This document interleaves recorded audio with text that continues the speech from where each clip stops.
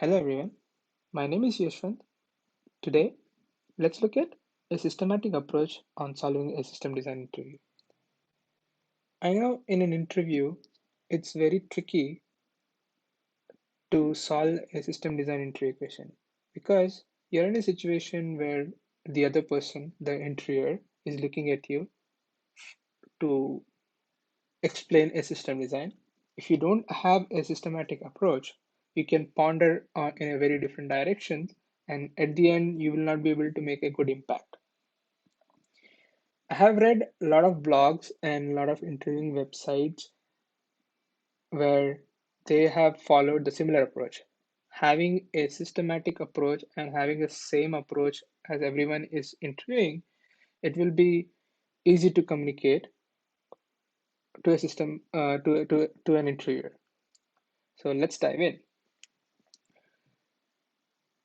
When you try to solve a system design question, start with the requirement analysis. In the requirement analysis, there are two parts. One is the functional requirements and the other is non-functional requirements. So in the functional requirements, you try to talk about who are the users, how they're gonna use it, what all is expected for the system.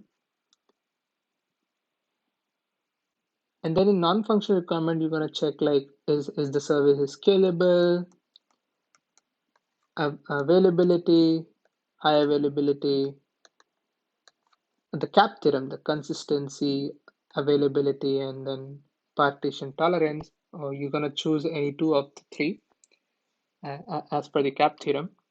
You're going to talk about the cost of the implementation. You're going to talk about the maintenance aspect of the application.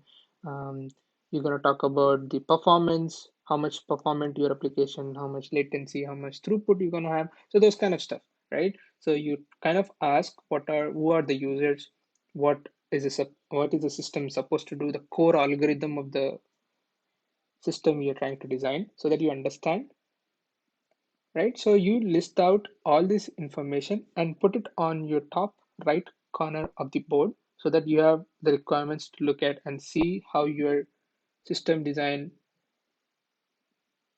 is progressing, right? So next step is the scale. So when you talk about the scale, you talk about like how many reads gonna happen, how many writes gonna happen, daily active users you have, how much storage you're gonna use, how much memory you're gonna use, those kind of information.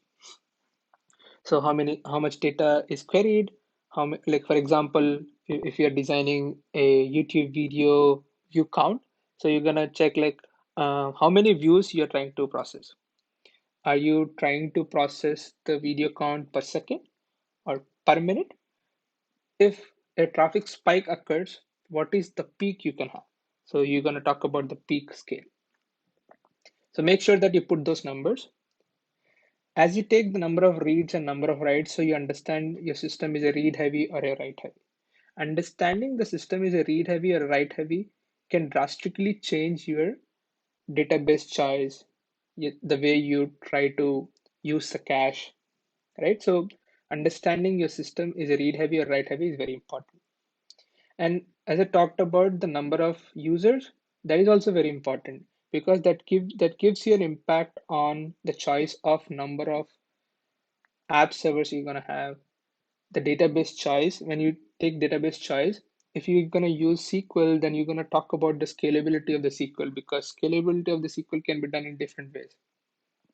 Having a sharding in place, um, or you're gonna use a federation way of dividing the database into multiple databases, right? So having that numbers in writing give you a high level idea of choosing the database, choosing the cache. We're going to talk about all these in detail in coming videos on this channel. So make sure you subscribe for this channel. Next in the system design, you're going to talk about the database model or database schema. when database schema is like when you chose a database like a SQL database, then you're gonna write what all tables you're gonna have. Suppose it's a YouTube video counter system design, then you're gonna choose a NoSQL database. If it is like a min.com, which is another video you can look at in this channel, where we chose SQL as a system design. So we would have written databases table like user table, accounts table. If I am using a NoSQL database, you have to find what kind of queries you're gonna have and decide on partition key so that you can query are satisfied. So if you don't choose the partition key as the number of queries you have, you will not be able to query for all the data. So if you use NoSQL, you understand what partition key you're going to use.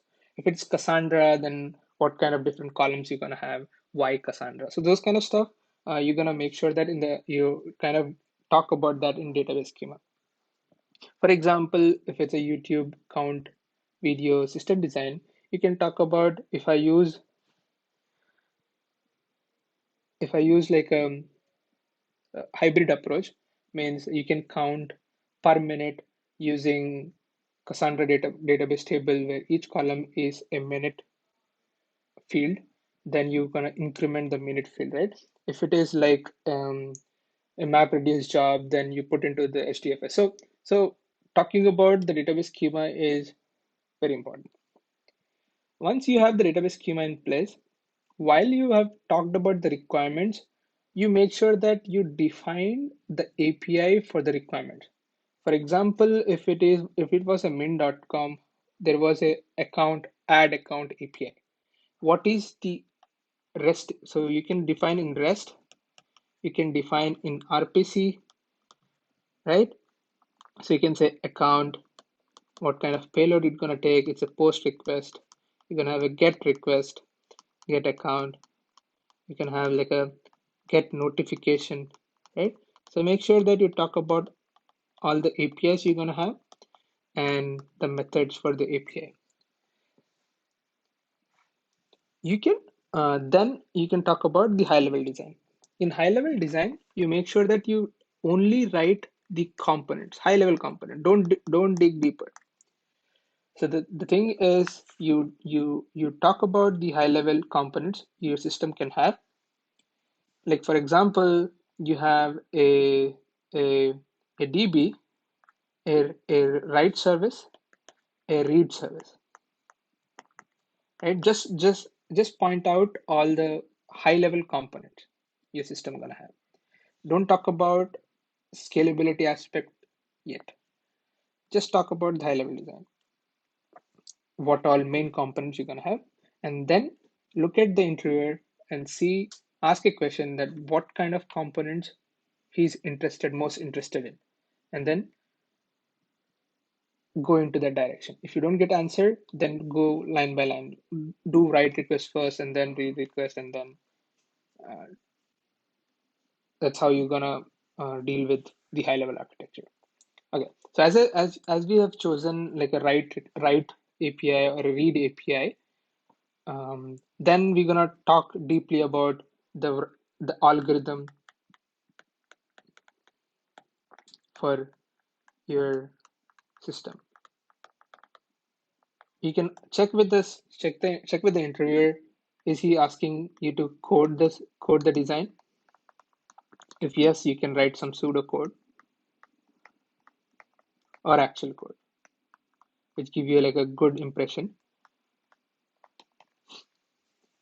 Once you have detailedly explained about the design, like how you're gonna process a synchronous request, how you can process synchronous request, what kind of queuing method, what kind of queue you're gonna use, there can be like multiple services on your design. You can have like a write service, you can have like a um, async service, you can have like a push model approach, you can have a pull model approach. There can be like a lot of details you can talk about in a detailed design, but make sure that you are talking about all the parts which you have mentioned in your high level architecture.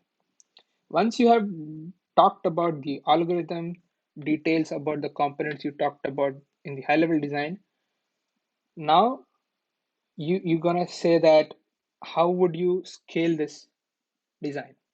So when the point comes to scale the design, you're gonna talk about like how many services copies you're gonna have.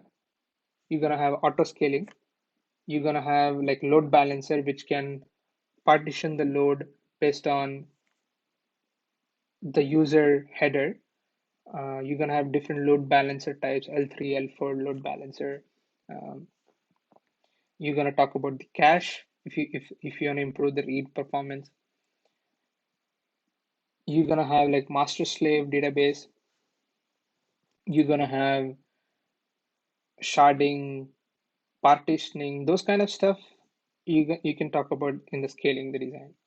And I think at the end you're gonna talk about the bottlenecks for your system design, like what kind of things can go wrong, what can be improved, how what is the bottleneck means is there any primary source which can fail the entire design. So you kind of find the weak point and then make sure that you have a replica for this service, so that if one service goes down, you can come up with the other service can become replace the failed service. So following this 8 points and then iterating on top of that gives you a very nice approach for your system design. I have pasted some links below this video. I hope you will look at this video and then follow the links and understand the process for system design. All the best for your interviews. Peace.